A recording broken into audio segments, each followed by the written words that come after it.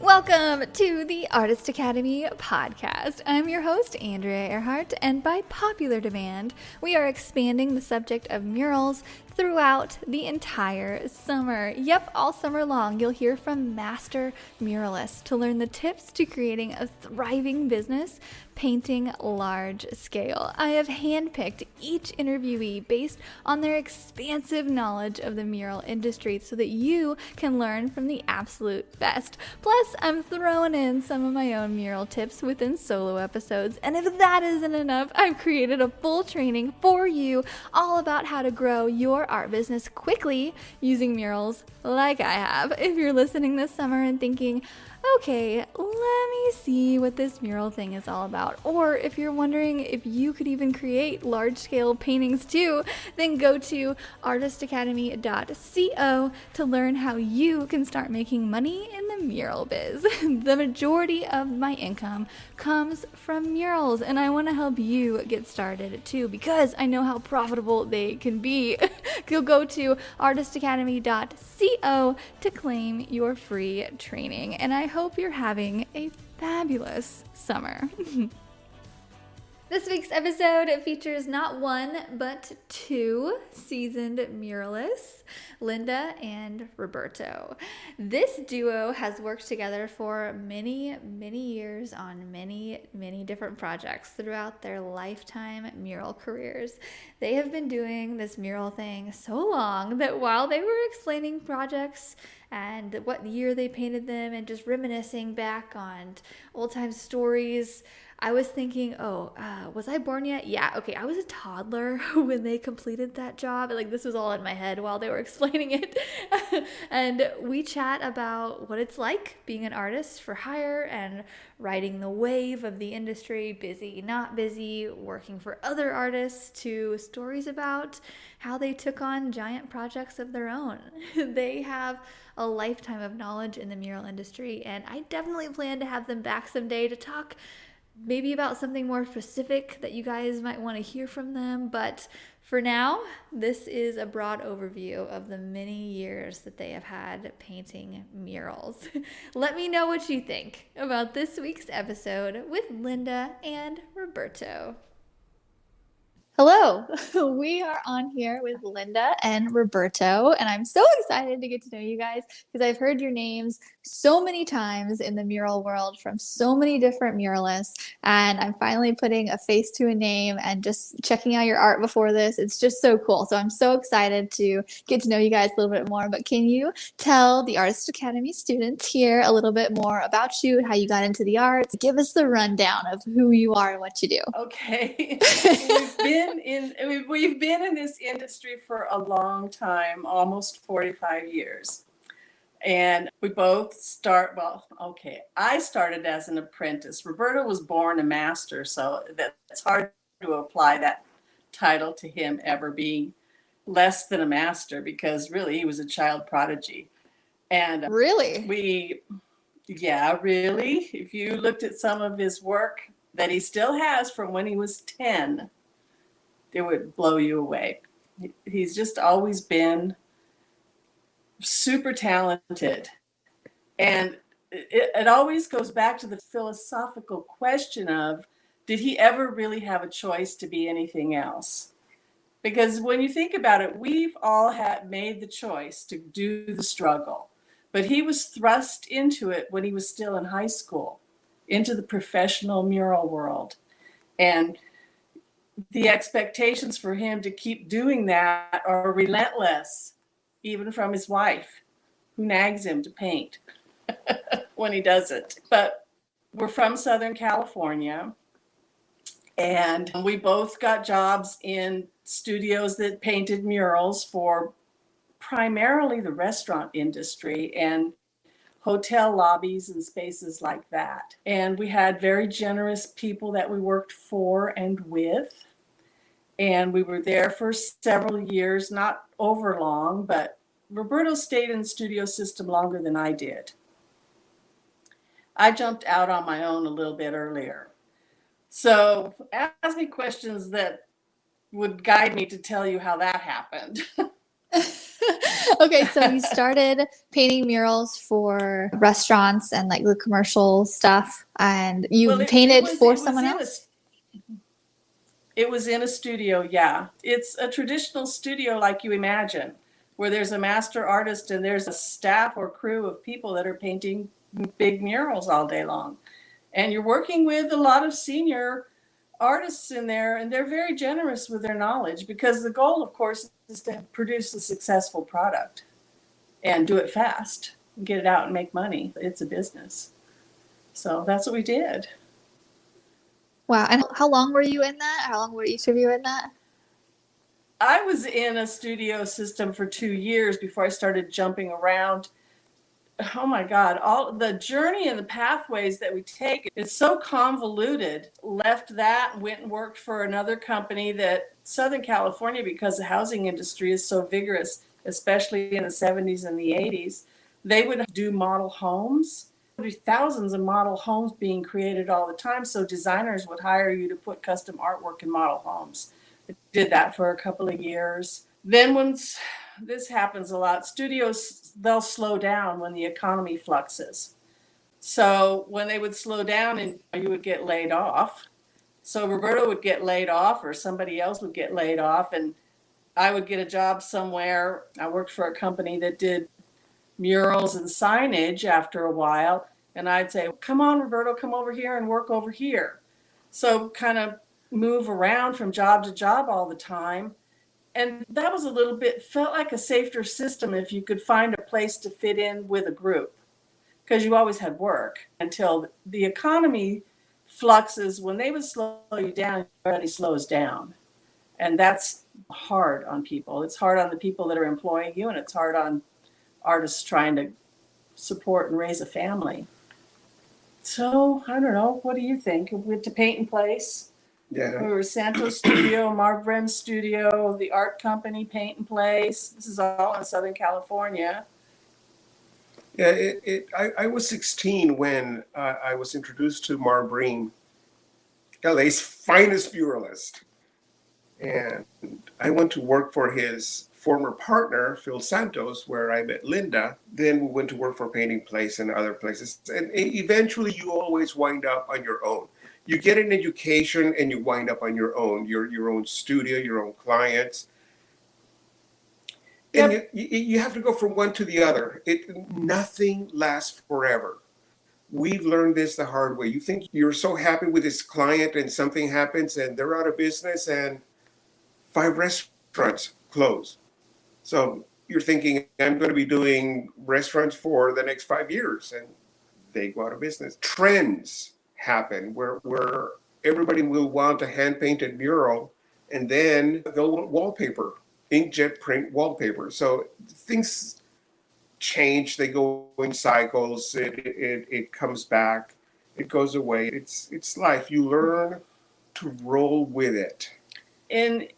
In terms of the legacy of your artwork, it's the most impermanent industry to be in. If you have any vanity whatsoever about a mural you painted 25 or 30 years ago, forget it, it's gone.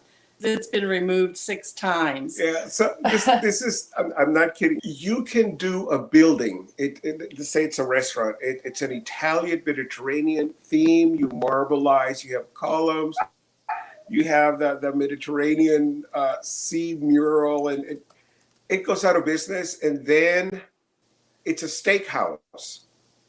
So then you start painting Southwest landscapes and cowboys and cows, and then it goes out of business, and now it's a 50s diner. Yeah, a 50s diner. So you're doing the Elvis Presley, the 57 Chevy, the American Graffiti theme, and then that goes out of business, and then it'll be the same building. It'll be the same building. We've seen it before. Yeah, we've done the same building several times for chains, and restaurant owners will change their focus or their interest, and they keep hiring us, which is good. It's good for longevity. It's good to have work. That's the crux of the whole problem, and is to be able to pay the electric bill for 45 years. And unfortunately, We haven't been married for 45 years. We've been married for about 30 years, but we were married to other people in the beginning. But it seems, And don't let that sound like anybody was in an affair or anything. Roberto's wife died. Okay, then I had an opportunity, but I really wasn't seeking. But I was seeking someone to help me work on a project I had in Springfield, and that's when we started having this kind of a relationship. But Springfield has been really good to us. yeah, I met Linda when I was 18, and I wasn't yeah, 18. she was 10 years older than me, but now she's only 8 years older than me. I love a good love story. This is awesome. What brought you to Springfield? So there's a lot of California. So what brought you to? My kids were becoming teenagers, and at the time it was in the 90s. I bought this farm in 1990, so it was late 80s, the 90s, and it was real problematic. There were lots of gangs and things like that going on, and we didn't really live in like Orange County the way Orange County really is. We lived in Orange County. People with modest means lived, and it put us in less prosperous circumstances. And my brother lived in Springfield, and he always raved about how he loved the Midwest. He loved Springfield. And I came here to visit him, and I don't know, just started looking around the cost of living, the opportunity, how you could extend your dollar, especially real estate wise. So I moved here, and my kids were thrilled and happy. And for all of us, it was a good move. And my first impulse was, if I have to get a real job, which basically I've never had, and go to work like normal people do and not be an artist, maybe the trade-off is going to be worthwhile for their well-being to be in a better circumstance. But before I moved here, I solicited a designer in Springfield that I saw a newspaper article about. And by the time I moved here, because I owned the farm for a little bit before I moved here, because I had a lot of work commitments still in California. I contacted her and said, I'm going to be here in February. And oh my God, I hit the ground running working with her. And she was a very lovely person. And we worked together for about 3 years. Roberto came, and it happens. You start getting an opportunity for independent projects. Excuse me. I meant independent projects. And I needed Roberto. I didn't need him to, but it's so fun to work together because we worked together for so many years. I said, hey, I got this great project. He was driving from Florida to California, and he stopped for lunch. And I said, hey, you want to jump in on this? It's going to be like so cool and so much fun. And that project was the Children's Village at Cox South. I don't know if you're familiar with it. It came down in 2016. It was at the pediatric ward at Cox South for 25 years. So it was 35 murals in the pediatric ward at Cox South, and it was there for 25 years. And it was a really heartfelt, fun project that we did together. It raised a lot of money for charity, too. And we got paid for it, of course. That's awesome. How did you get into contact with Bass Pro? You painted for Bass Pro, right? Because that's how I know of you guys. We did. We sent that. I tried for years to find the right contact person there. And finally, we created a little portfolio. We did paper portfolios, which I know everybody does digital portfolios now. And we sent them a little file, probably had 25 projects in it, just photos of them and a cover sheet. And after a while, after a year or so, they just threw that in the round file. It's frustrating to try to get in over there. And 3 years later, someone called. What had happened? So it took quite a while to get in there. Their company artist or staff artist, I think she retired, and they needed somebody to paint murals. So we were sent to Dallas to do a mural, maybe 10 by 20. And we did that in a week. Came home, and we got a call from Bass Pro and says, they said, "Go. We want you in what, Savannah? Mm-hmm. We want you in Savannah tomorrow." And we had just come home and done laundry, so we went to Savannah. We were there a few weeks. Come back, and then they wanted us to go what? New York, Buffalo, No, Finger Lakes, I think it was Louisiana, Louisiana, Bossier. So, Bossier. yeah, So near Shreveport. yeah, So, across the river from anyway, it never stopped. It never stopped. We did 25 stores for them, and it never stopped until it did stop. And unfortunately, that was what happened in 2008. Could never have been anticipated with the economy, and everything stopped in 2008. And we left there at the end of 2007.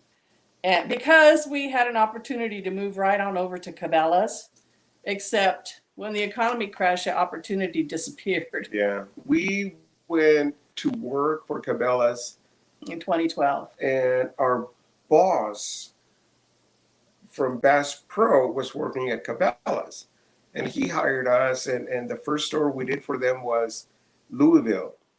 What I liked about Cabela's was that they gave us the entire store. You didn't have 10, 20 artists and lettermen and wallpaper hangers, all these different styles and levels of quality in the same store. When you're looking at something that is so bad and it's on the wall and you can't do anything about it because it's not yours. And they would give us the entire store. We would go and paint the back wall on site, and everything else was done on canvas. So we would be painting murals 12 feet high, 40, 50 feet wide, and there would be 6, 8, 10 in the clear story. And then there would be some other ones, 120-foot mural, 12 feet high over in Hunting. Yeah, what he's not saying is that all of the other murals, other than the back wall, the mount wall, we did in studio. Yeah. So we got to stay home. Yeah. And we hadn't been home for so many years. And it's, oh my God, working in studio is such a luxury item. You have air conditioning, you have your music, you have a television, you have all your reference, you have a lit, you have all of the luxuries and none of the stresses of somebody's putting that toxic sealer on the floor under you. We would be painting. Which is really dangerous, actually. We would be painting facing a wall like this. And behind us, we would be on a lift maybe 50, 60 feet above the ground. And they were building the mountains out of concrete all around us.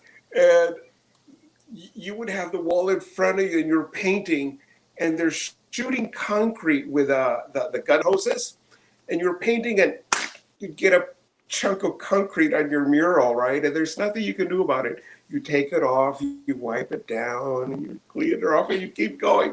At the end of the day, it looks like there's a bunch of birds in the sky. It's just little bits of concrete That's Bass Pro Adventures. Yeah. It's kind of like a warrior mentality we call it combat art when you're working on that construction site, when you have to use a boom lift and you have to wear all the harness and safety gear and hard hat all day long, and you're really battling all the other trades. It's kind of exciting in a way, but in other ways it can be frustrating. So I kind of miss both. I like working in studio and I like working on site as long as we did at Bass Pro. I liked it. It was fun to be on what I call the home team. So then working for Cabela's and being able to be home. And my mom is elderly and she lives on our property here and I help take care of her. So also the opportunity to be close, to go over there several times a day, which I still do, and make sure she's okay.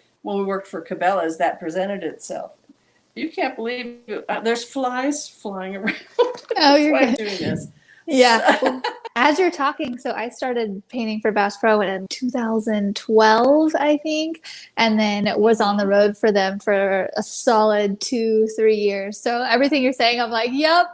And then there's like the foam that they spray, and it's just, but it is really great though to just have the camaraderie on the road of just all the different trades of the carpenters and all that. It's just fun people. And like I was on there with Melvin and Dave And so I think I know that Melvin and Mid mentioned you guys at some point. And so, yeah, we know a couple of the same people, but yeah, it is a lot just working up high with all the gear on. It is a lot. So I have so many questions for you about how to install a mural, because somebody mentioned that to me. They were like, yeah, Cabela's, you paint it in-house and then you install it. And I was like, what? I was really young into it. I'm like, that's a possibility. Like, what? It And is. like, it's cool to travel and go. Like, we worked in Vancouver and different parts of Canada, and that was fun. But yeah, I totally get it. A little side note too, if you guys ever want to do a video of how to install a mural, I would love that. So if you ever are doing a project like that, I'll help you film it. Whatever, I'll help. Well, we can tell you how to install a mural, but truth be told, it takes 3 men, and I can't be the other 2 men anymore now to do it. And they all do it different, and they all do it different. They all do it different. Okay. It takes to do a big mural, and Cabela's murals were 12 by 45 feet generally. It takes between 3 and 5 men to do it, because also they start 20 feet up. They're not on the ground. They're up in the clear story. The bottom of the mural is about 20 feet above the floor. Yeah. And there'll be a shelf where they put the mounts, and then the mural goes on the wall. There's no way that I, now at 60, am going to handle a roll of canvas that weighs 200 pounds and install it by myself with Linda's help. Yeah. So what Cabela's would do is that they would hire professional wallpaper hangers. They had different styles. One company cut it into strips like this. And if you don't supervise, but I mean supervise to the inch what these people are doing, we paint a perfect mural. We roll it up, we deliver it to the site, it's perfect. We unroll it, it's still perfect. As soon as somebody else touches it, it becomes imperfect. So this company cut our mural into all these 5-foot strips because that's how they did it. Except that out of these 10 strips, they started with number 2. And 2, 3, 4, 5, 6, by the time they get to 9 and 10 doesn't match like this, because this one should have been over on the other side. They had to take everything down, put up number 1, and start again. So things like that will happen. We turned our back to go to lunch. Oh my God. The product that we used is 10.5 feet high. And the murals are 12. So I would add a strip of 18 inches that was below the shelf. So if this is the wall, you have the shelf, and then we had an 18-inch strip below the shelf, so that the seams on the side were only 5, 6, 7 feet, okay? If you take your eyes off the installer, if this is the mural, okay, if this is the mural and this is the strip, if they hang it in this direction, it will match. And they're up there going, oh, this thing doesn't match. You're like, oh my God, how could you miss the registration marks? They take off the registration marks. They take off the registration marks. What are these pieces of tape here for that say registration marks? You know? And these stories could go on forever. Yeah. There's some people do it. Some guys, there are 5 of them usually. They'll get 3 or 4 lifts, and they'll do it in one piece. And I love that because it's heavy and it's hard. Some companies will paste the wall, and they'll have the mural. Imagine a roll of carpet, except it's canvas, and it's a mural. And they'll start on the upper left-hand side and unroll it like a roll of paper towels and just go across, and they will get out every wrinkle, and it will be taut and level, and it will look gorgeous. just gorgeous. And you can't tell it's on canvas because it's so nice.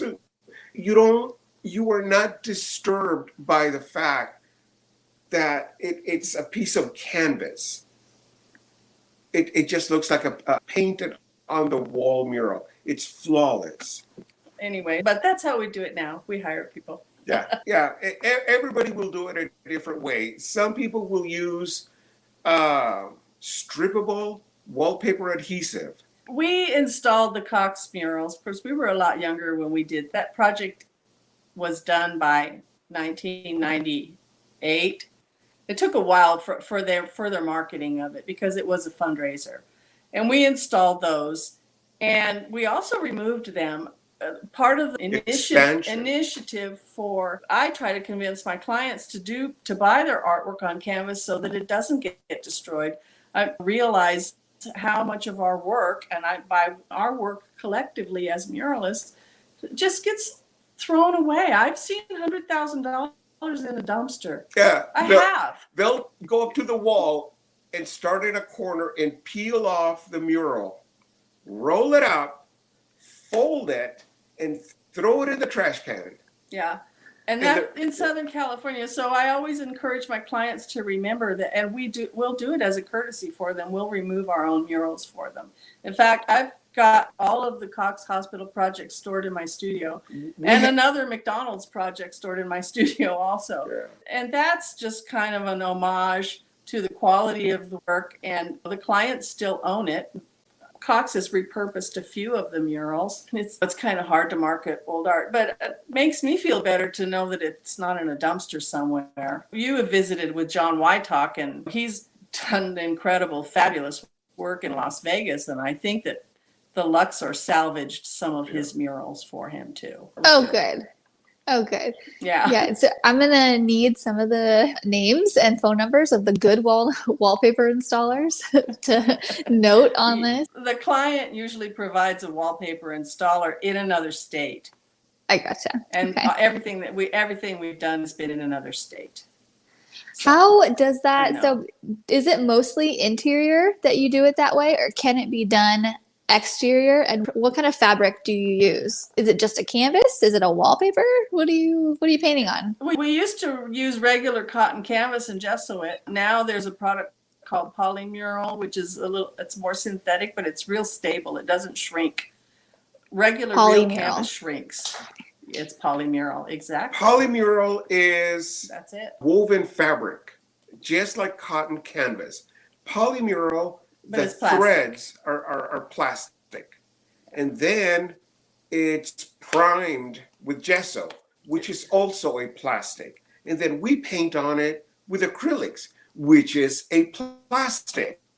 And if they want a top coat on it, we'll put matte medium or an exterior varnish, another plastic. So now you have an incredibly stable piece of plastic that could be hung on the wall, wallpaper, or even Linda's paintings are on masonite. And I will use mastic to put down linoleum, vinyl flooring, carpet. I'll put 2 coats on the rough side of the masonite, put the polymural, squeegee it out, next day cut it. That's it. Polymural you can get from Lake Arts in Atlanta. She's in Atlanta. She's great. Yeah. Just great. If your question encompasses what they use on outdoor murals, the big famous outdoor muralists, Meg Seligman and John Pugh and Kent Twitchell, they use a product that they call it both parachute cloth, and I believe they also call it polytab. Yeah. We've never done that. I'm looking in the future to maybe do one that way, just as an experiment. Yeah, if you can visualize, bounce fabric softener, sheets, but a little thicker. If you look at the fabric, it's not woven, it's just a bunch of random squirts of plastic, okay? So it's non-woven fabric. It's another name for it because it's not woven. I have taken this product and painted signs on exterior quality plywood. I'll put the gesso on, I'll put the non-woven fabric and then gesso on top of that. And the grain of the plywood still telegraphs. The surface echoes. Yes, it echoes. And when you paint on it, now you're painting on a real nice surface, but it has that texture of wood under your non-woven fabric that has the coat of gesso on it. That, I like doing that also. Nova Color recommends a product called Novaplex to prime this polytab. But we haven't ever really done it, so we probably shouldn't be just speaking to it. Yeah. But I've just studied it. The real beautiful, gorgeous murals that you see on the side of buildings, they are sometimes painted on the non-woven fabric in the studio and then applied to a brick building with this Novaplex, because it's real malleable. You can push it into the brick pattern and it looks like you painted the mural on the bricks, but you were in your studio. So there's a John Pugh. Yeah. Look, do you know who John Pugh is? Yeah, I worked with him for one day when he was doing a marine mural up here in Branson. And I sent another artist up there who had a bit more time, and she helped him install and all of that. And I had just talked to different muralists. He said that it's going to last longer than paint. And then other people are like, I don't know. I just like And to was he doing it on polytab? I don't remember that- exactly, but Okay. the artist who I sent up there who worked with him for a week, she took notes on a bunch of stuff that he was using. So that's probably it. Well, but yeah, he's so cool. He just Nice. the realism and just the realism, the trompe l'oeil. I know. It's amazing. Yeah. I know. It is. that guy understands perspective. Mhm. You look at his work and you're from the point of view where the mural should be seen and the viewing distance, and you go, wow, this guy understands the vanishing point on the horizon. So he's the person who should probably talk about how to do an exterior mural in your studio. Yeah. Most of our I've murals- only met him a couple times. He's not a friend of ours. He's an acquaintance, and not like John Whitetalk is a friend of ours. He was with us when we were all in Marv Bream's studio. Yeah. Melvin was a friend of ours. So John I only am acquainted with because I'm a groupie for artists. You know, I am. Same. I'm like in love with all of them. Yeah. So I love being married to an artist. We have so much fun together. And when we work together, it's like a dance. Sometimes people will say, oh, I want to help you. I want to help you. And I'm like, yeah, that's going to slow us down. Yeah. It's kind of mean. It's not very generous, but it does slow us down. And of course, sometimes people are envious because it looks like we make a lot of money. But you have to remember there's two of us, so it's two incomes. It's not one. So there's not really anything to envy there, because if we were each trying to work independently, we would be living in a small apartment somewhere. That's kind of a joke. But you understand what I'm saying. Yeah. And it is a business, and it is about earning a livelihood. And there's the potential there as you get older and you find more sophisticated clients and bigger projects, and their vanity to having artwork in a $50 million building. There just is. Your head kind of starts to go, oh my God. I started out painting little flowers on mat board for frames, you know. And now I'm working I have a whole Cabela's store that our studio is working for, and I'm really proud of that. Yeah. It was kind of devastating when the Cabela's ended. Oh yeah, that Bass Pro Black Cabela's. I forgot about that. All things come to an end. It All doesn't matter things. what it is. All things come to an end. All projects, all clients. You grow to have a sense of humor about things that are, in a way, they're devastating from a business point of view. But that's okay, because there's other stuff. Yeah, We don't no. work as much as we don't work as much as we used to. We're kind of getting tired, I think. I like to Oh, I think of it as bet. being semi-retired. No, young people are all coming on, and technology is overwhelming for me anyway. And I just say, go for it. You guys all need to just get out there and hustle. And I think you're doing an incredible job. And you're all great artists. And I'm like happy for you and proud, like I'm mama. Because you've been there. I'm mama artist. Yeah, you've been Yeah. there. You've done the techniques, but you put in the hours to learn how to paint and to do all the different, because I feel like with murals, especially, like there's so many different surfaces, there's so many different aspects of things you can learn. It's just constantly learning. And I can't think it'll never be boring. It'll never be boring. You're right. Yeah. You'll always something different. I invited you guys to come on here. So there's a lot of young muralists here in the group, young as in either age or young as in their abilities. They're just starting out. And Taryn just commented on here, and she is a muralist in Alaska, just starting out. And she says, you guys are blowing my mind with all of your different stories. So thank you for sharing all, because it really is really inspiring to muralists who are just starting out or even in the intermediate level, just to see you guys and what you've all done. And I'm not trying to be. Go for it.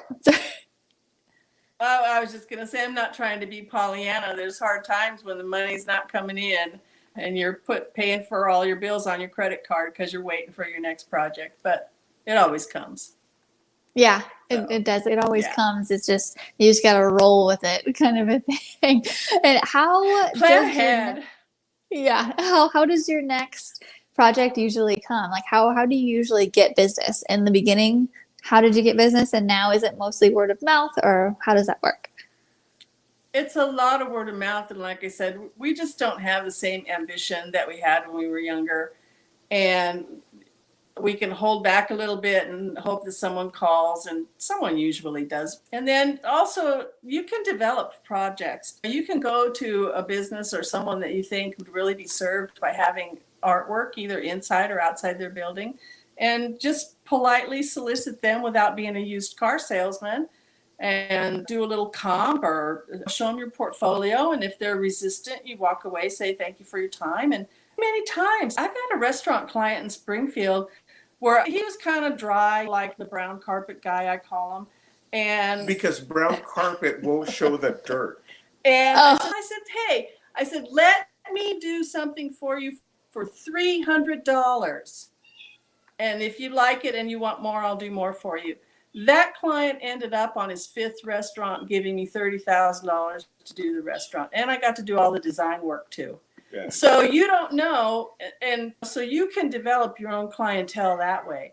And of course, a great designer, if you can find a designer that likes your work and is creative and wants to use you, she'll put you in kids' bedrooms and nursery schools and kids stuff forever. We did some really nice homes at Lake of the Ozarks for a client, and their homes. And of course, their kids were, at the time, 2 boys, and they were so big and so big. And then you did another home, and the kids are now older, and then you do another home, and now they have a younger sister. And then you do another of their homes, they have a younger sister. And then you do the last home, and these kids, that the first home we did for them was a Harry Potter theme in their bedroom. Now these kids, they're like, hey, Roberto, yeah, I'm going to medical school now. I'm going to be a doctor like my uncle. And you're like, oh my God, I remember when it was just you 2 boys. So you have clients that like you and trust you, and they say things to you like, you know what I like. You know what I like. And those are the clients that trust you to paint to the best of your abilities. And you do that. And you do it so willingly because somebody is paying you to paint. It doesn't matter. It really isn't. When we were reading some of the questions that said, what made you go from a hobby artist to a professional. As soon as you get paid for your first job, that's when you start being a professional, because that one will lead to another. I remember in high school, the secretary in the English department had a Ford truck, white. And she says to me, how much would it cost for you to paint the Ford four letters on the tailgate red? And I thought, okay, I need one-shot paint, masking tape, an X-Acto knife. I need some brushes. And I said, I'll do it for $100. And she goes, do it. So I go to her house. I tape off the letters. I cut out. I paint them. Wait for the paint to sit. Peel off the masking tape. And I made $100 when I was a freshman in high school in an afternoon.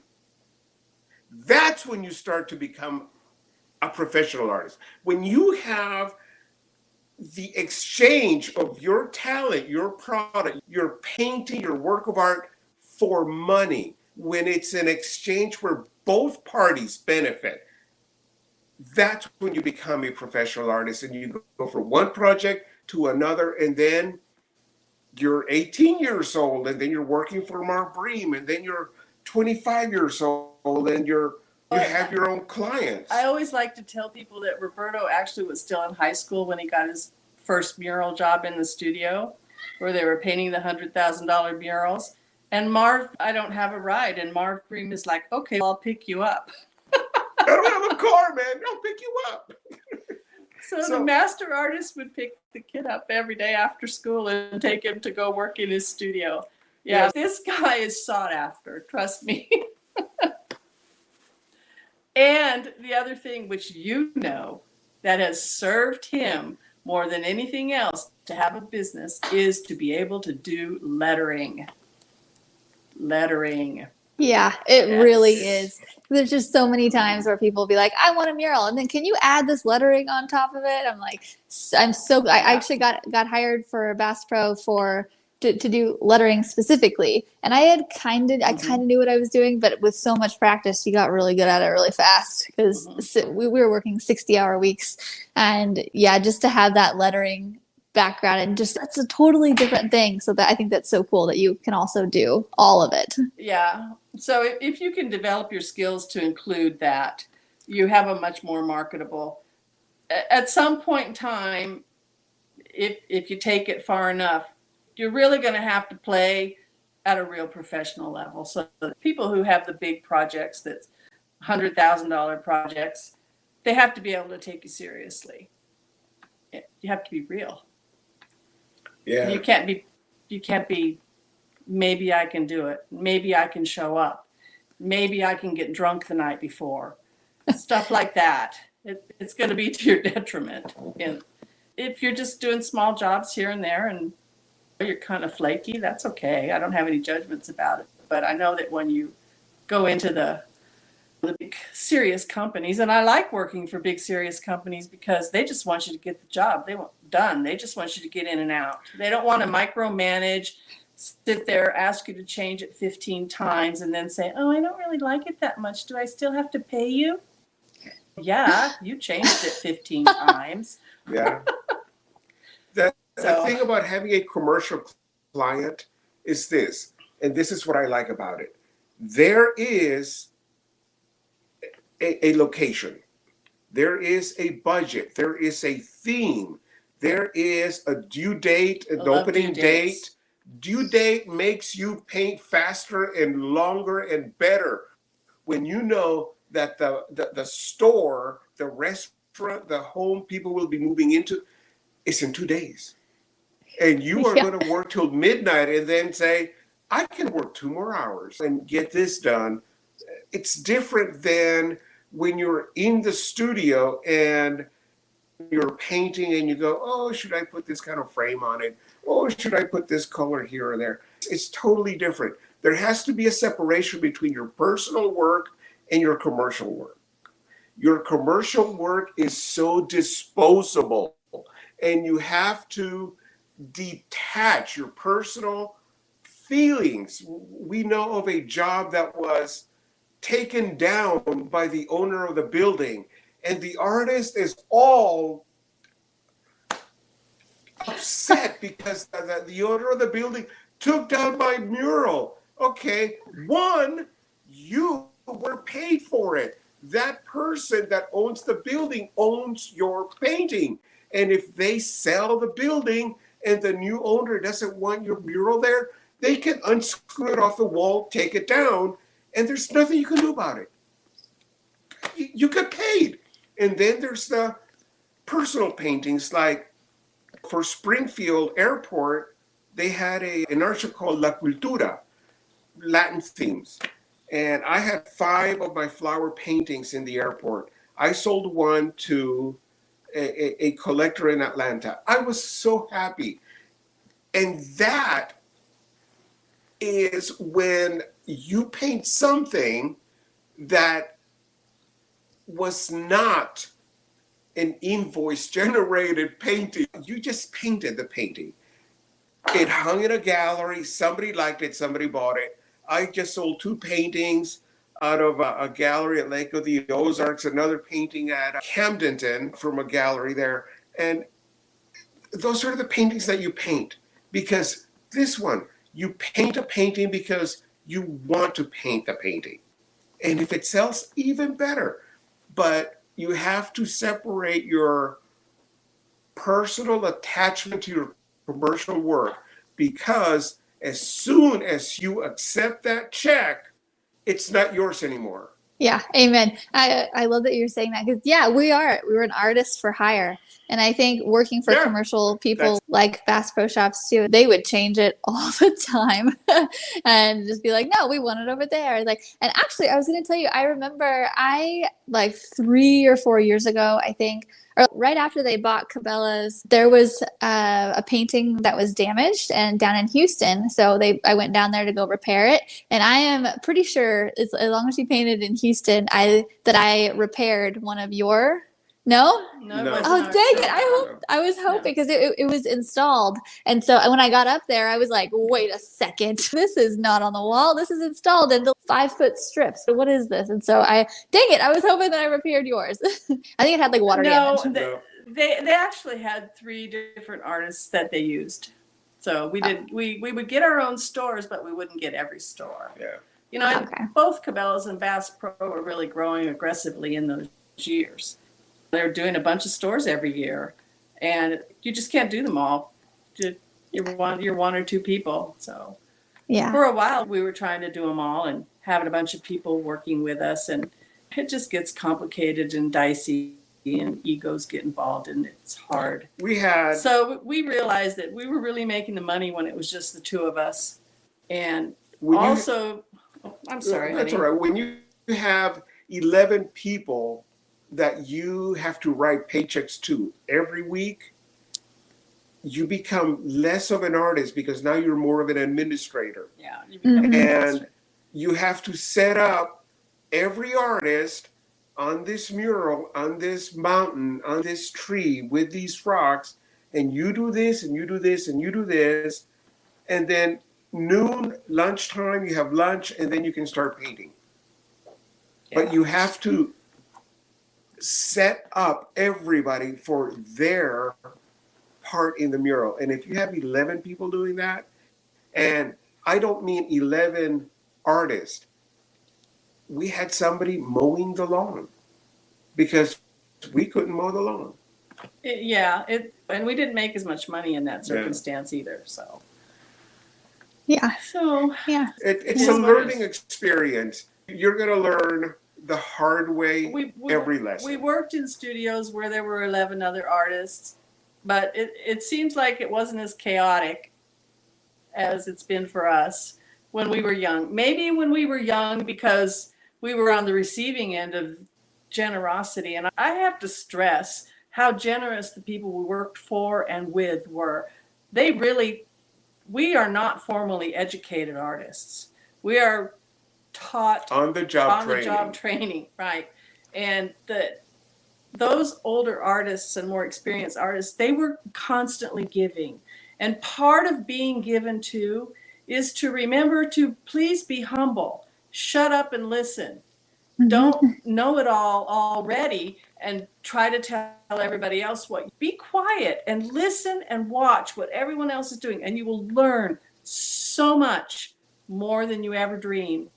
And that was a gift to us, and it was given. And my master artist, when I was a single mother and I had 2 small children and I was working for minimum wage, which was $2.10 an hour in 1979.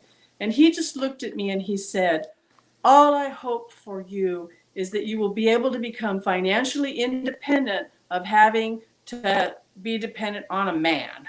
And I thought, yeah. Yeah. and it worked. He gave That's me that awesome. gift. Yeah. Sorry, what? His name was Phil Santos.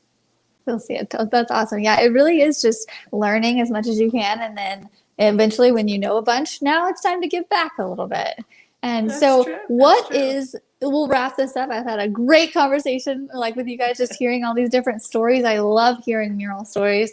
What is the one piece of advice that you would give to artists who are just starting out but don't know where to even start with murals? Like they're like, this is so intimidating. Like, where would you start?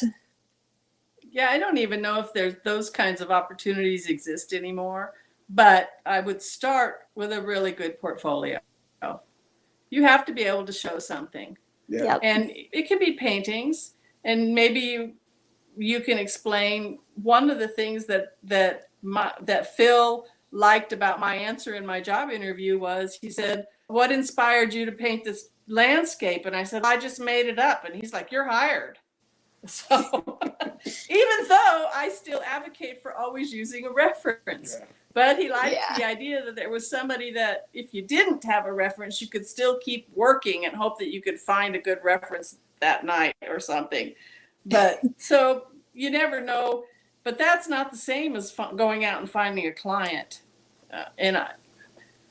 But don't get discouraged. Have confidence. You know yourself, and maybe try to know what your strengths are. And you might want to hang out with artists. Oh yeah, hang out with artists. Okay, there might be organizations like Studio 55 in Springfield. Go to First Friday Art Walk.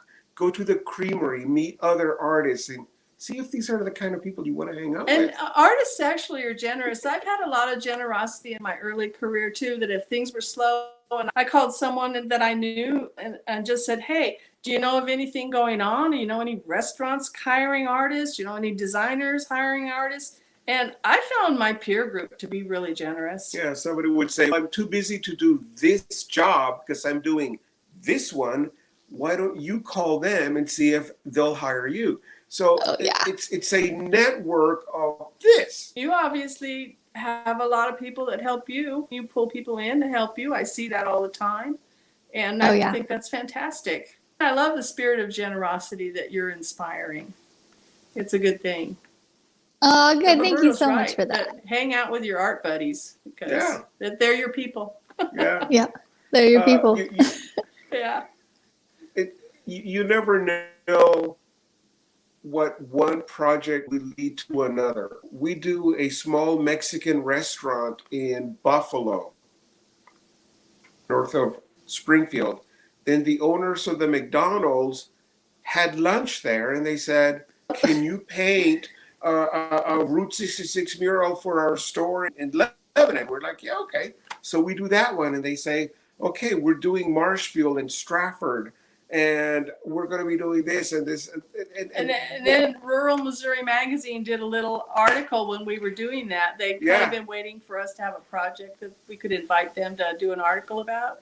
And then a couple of years later, Osage Animal Hospital in Lake of the Ozarks called us and said, I've kept this article in my file waiting for the day that we were going to build our $1 million vet clinic. And we went and did that. And now we take all our pets there to be taken care of because we love them so much. This is, okay, this is how things can develop. Okay, this is my budget. Can you do this much for this much money? And you're like, yeah, I can. and then they see the project start to develop. And they see you're putting a lot of extra integrity and effort into it Yes. too. And then they say, can you put my dead dog here? And you're like, yeah. Here's a photo of your dead dog. And Well, not you're the painting. dog dead, but the dog that had died. While it was still alive. And then Dr. J says, can you do a portrait of my dad over here with his miniature pinscher dog? And then the guy in charge of the building project says, can you put my dog, Evil Black Bart, a black lab, over here? We're like, yeah, we can do that. At the end, that job came out so nice. And Dr. J gives me a $2,000 tip. So I gave him one of my tractor watercolors that was a top prize winner at the state fair. It just... You do often develop relationships with your clients. Yeah. And that's good. It goes on. I'm sure you know that. Yeah, but like a lot of the artists who listen, I think it's just good to hear that again. Even if we know it, it's just good to hear that. Like you develop a relationship and people recommend you, and so and all the children that have become adults, I can't tell you how many children that we painted for that we've been to their weddings. I don't know, it's just heartfelt and it always feels good. I can't think of a terrible situation. I did fire one lady one time in California. It was crazy. A client. She didn't have any children, so there was no potential for that relationship to develop then. But overall, it's good to have friendships with your clients after the fact. Yep, so true.